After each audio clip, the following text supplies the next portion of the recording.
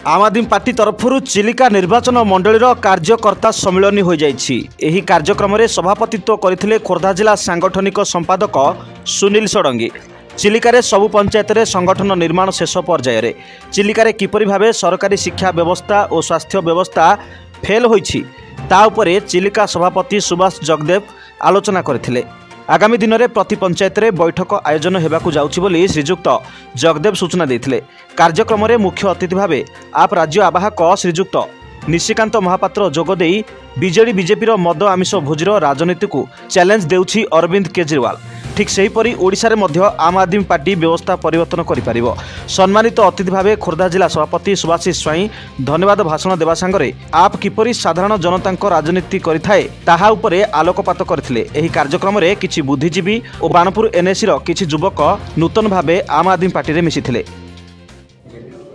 आम आदमी पार्टी रो ओडिशा निष्पत्ति क्रमे आम समग्र ओडिशा सबु जिले जिला सम्मेलन सारी सारी तापर प्रत्येक निर्वाचन मंडल स्तरीय कर्मी सम्मेलन कर अवसर में आज चिलिका प्राय ओडिशा 90तम ओडिशा निर्वाचन मंडल विषय 90तम निर्वाचन मंडल कर्मी सम्मेलन कर सम्मेलन में चिलिका बाणपुर प्राय 30टी ग्राम पंचायत कर्मी मैंने जोग देते 2टा एनएस कर्मी मैंने जोग देते बहुत नूतन कर्मी सांबादिक डाक्तर बंधु शिक्षक आज नूतन भाव में जॉइन कले। आम आदमी पार्टी में युवक मैंने स्वतंत्र भाव में जोड़ी होती आम आशा करुँ जो उन्मादना चिलिका निर्वाचन मंडल देखा बीजेडी बीजेपी कांग्रेस चिराचरित राजनीति को भूली चटई गोटे स्वच्छ दुर्नीति मुक्त राजनीति जहाँ शिक्षा स्वास्थ्य जल बिजुली रोजगार राजनीति आम आदमी पार्टी राजनीति जहाँ सफल होगा जाऊँगी सम्मेलन स्पष्ट भाई। निशिकांत महापात्र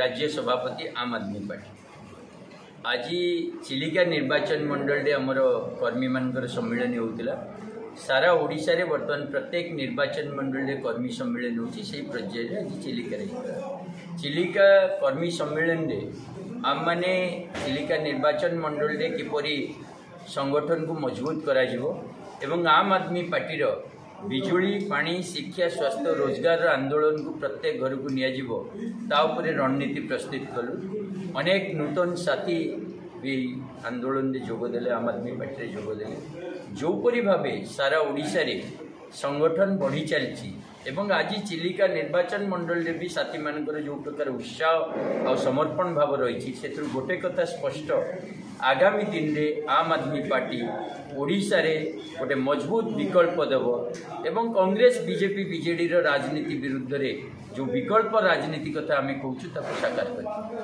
सुनील कुमार षडंगी सांगठनिक संपादक खोर्धा जिला।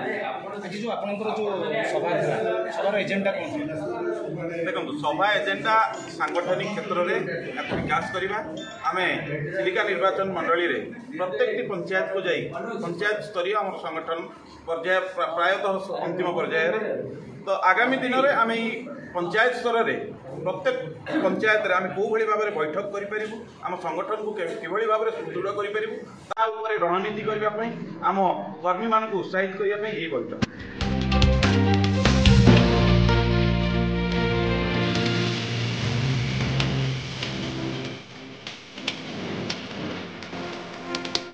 Bureau report G99 news.